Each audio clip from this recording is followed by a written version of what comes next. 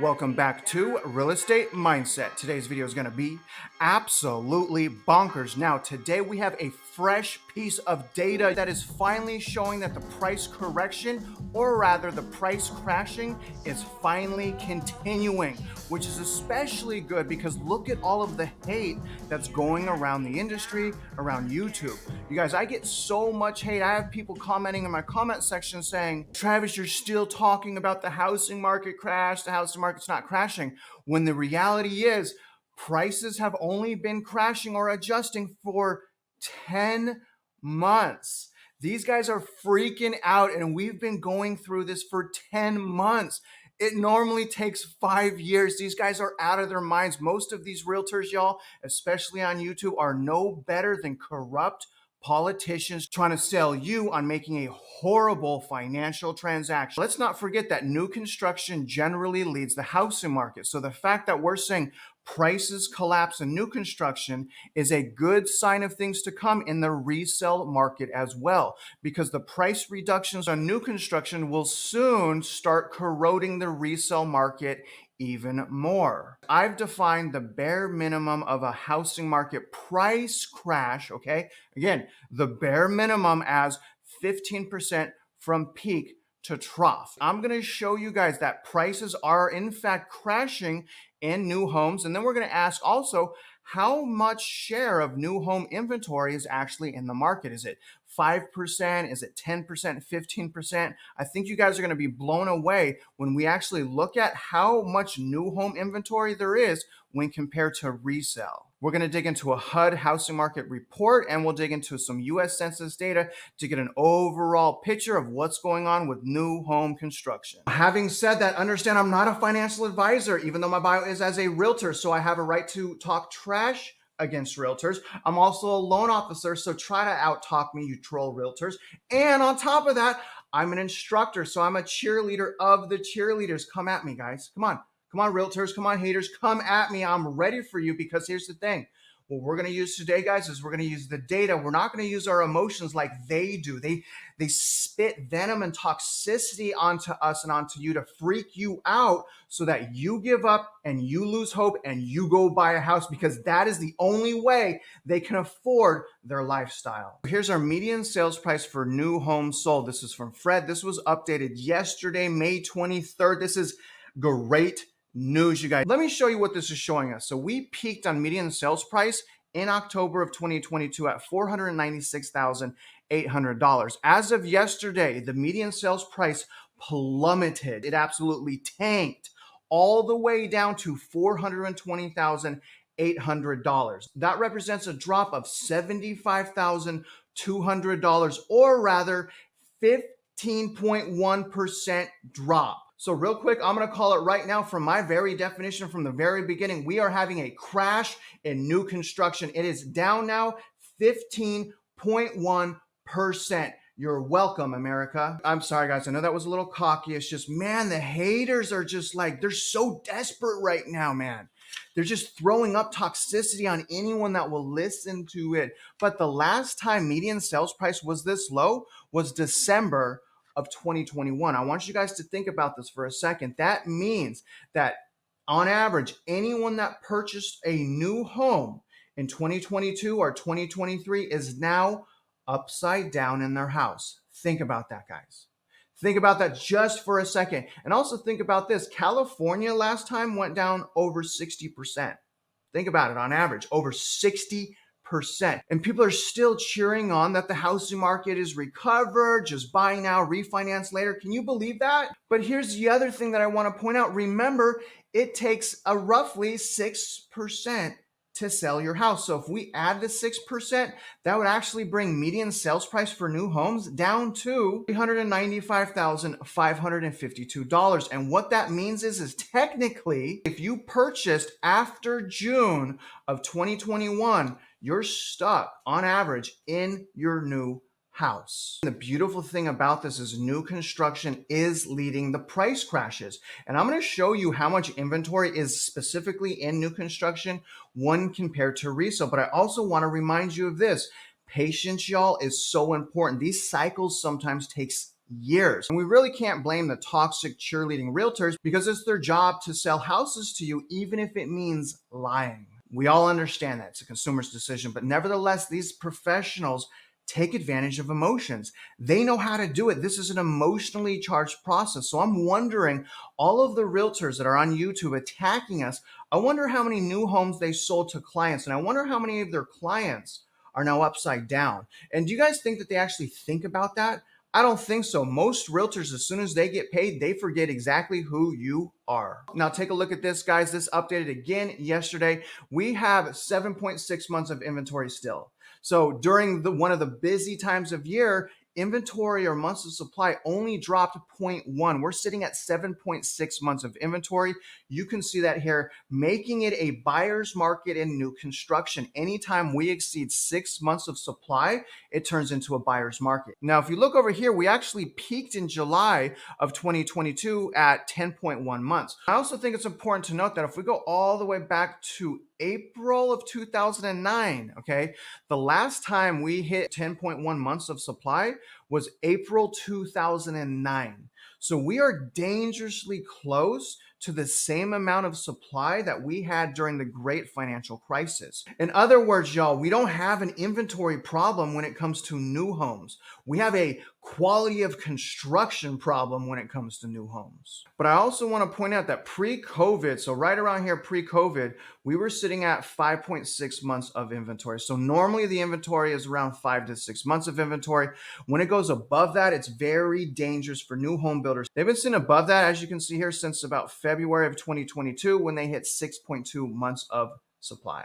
And the crazy thing is their stocks are still at an all-time high. It's just like the investors are not looking at this information. I just showed you guys a 15% decline in median sales price.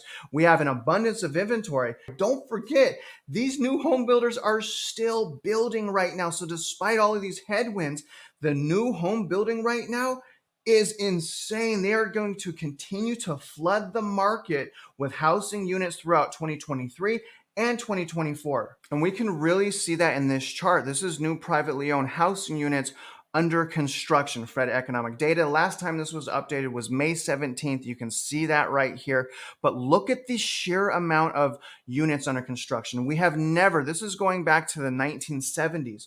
We have never had so many homes under new construction. So again, not only do we have an abundance of supply, not only do we have price decreases, the amount of construction is out of control. Look at this, you guys. It is greatly exceeding the global financial crisis. Now, the interesting thing is this is not just single family residences. A lot of the units under construction are also commercial multifamily, which is why we're starting to see the rental market, the long-term rental market, soften so much because there's so much inventory coming to the market with commercial multifamily. Now, when we break it down into just single family residences and we remove multifamily, you can see that right now we have actively about 700,000 SFR units under construction. So a lot of people are asking me, Travis, where's the inventory going to come from? Where's the inventory going to come from? And my first response is always, well, new construction, we have 700,000 houses being built right now. And that's not even the existing inventory or the permits or the starts. That's just actively under construction. And then people are like, okay, well, where's the distressed and the forced selling going to be? Come on, guys. Here's the thing. New home builders are going to be forced to sell. New home builders, they can't hold like the resale market where the homeowners have 2% 30-year fixed. These new home builders have very poor financing and do not have the ability to hold. So the forced selling, and I've been saying this, is going to start, and it already has, in the new home building construction. And we will also get our inventory from new home building construction as well. We peaked as far as SFR construction in May of 2022. And I wanted to point out that the last time we peaked that high at 831,000 units was back in October of 2006. You can see that right here at 837,000 units. So there's a lot going on right now in the new construction industry. which again, that's why it's so crazy that their stocks are doing so well. I don't understand it. I mean, it's absolutely crazy. I don't think it's going to last much longer, to be honest with you, but only time will tell. Let me show you some other data now. So we've gone over the price crashes, inventory exploding, under construction exploding. Now let's look at future projects, or rather permitting. Now, permitting has gone down. It did peak in December of 2021 at almost 2 million. It's all the way down now to 1.4 million permits being pulled. It has plummeted, but I just wanted to point out that that's still above pre-pandemic, starting July 2019. So it's still above pre-pandemic. I don't think that they're pumping the brakes, quite frankly, fast enough. And I believe all of this lack of control and all of the market fighting the Fed and saying this time is different, it's going to hit these guys yet again. And to me, that's crazy because they got hurt so badly in 2009 to about 2012. The fact that they're doing the same thing right now is mind blowing. Y'all, we're not done. We're not done. If we were through this cycle maybe a year, 2 years down the road, then by all means, and we didn't have a price crash, attack me. I was wrong. I would make another video saying I'm sorry. But the reality is anyone that's saying that the housing market's not crashing right now is absolutely being negligent and insincere about their opinion. And quite frankly, a lot of these people just do not understand how the cycle works. And they hang on to, oh, it's economy 101, supply, demand. That's all that matters when there are hundreds of factors that go into both supply and demand. I'm going to pull up the census data now to show you just for the month of April what type of activity we saw in new construction. So here's our report. This is a monthly new construction for April of 2023. This was released May 17th of 2023, and this gives us a good overall idea of what's going on in new construction. Where are we going to get inventory? New construction, but then I'll also add on institutional investors that need to liquidate to maybe buy cheap commercial real estate or even Airbnb or even normal people. But again, this video is only about new construction, and look at all of those units. We got 1.4 million permits. We got 1.4 starts. We have 1.3 million house completions that are supposed to happen this year. So where are we going to get our inventory? Right here. But let's go, guys, and let's dig into this and see what it looks like from a month-to-month basis. So starting with permits, okay? So I'm going to go down here to not seasonally adjusted, and we're going to go to April. So as far as permits for April, we had 117,000, of which almost 75,000 were SFRs. But look at how many commercial multifamily, 37,800 permits issued in April alone. They cannot stop themselves. Do y'all see that? That's crazy. Let's go to the next one now. Now this one here is going to be, it's authorized but not started. We're going to go to not seasonally adjusted in April. You can see the 140,000 single family. There's even more commercial multi-unit. So they're building a ton of commercial multi-unit, which again is probably just going to put more pressure on the rental market. Now here's units started. So we're going to go down to not seasonally adjusted. So April, 127,000 units were started, 79,000 were SFR, and about 47,000 were commercial multifamily, as you can see there. Now let's go to units under construction, as you can see here. So let's now go down to not seasonally adjusted. Now, this is crazy. So as of right now, there's a 1.6 million units under construction right now. 700,000 roughly are SFR. But also the crazy thing is look at this. Right now, they're building almost 1 million commercial multifamily units. Really what they're doing right now is shooting themselves in the foot. There's so much going on right now. So it's really super important that at the very least, what you're getting from my videos is just be cautious. All right. Just be cautious. I know not everyone is the same. I know not everyone purchases for the same reason. Let me show you the share of new homes when compared to resale homes by pulling up a report from HUD. Here's the housing market fact sheet from HUD. This is for April. Now, what I really want to pay attention to is the housing supply, which is right here. Okay.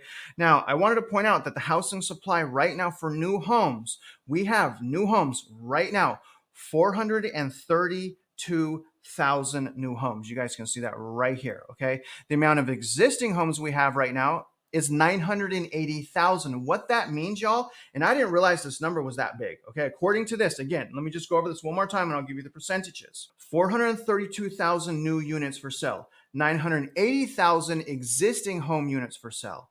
Also, what's interesting is there's 3.5 million vacant houses off the market. So technically we can get inventory from the vacant housing as well, right? We have the units. It's just people are holding on to them, especially in Florida.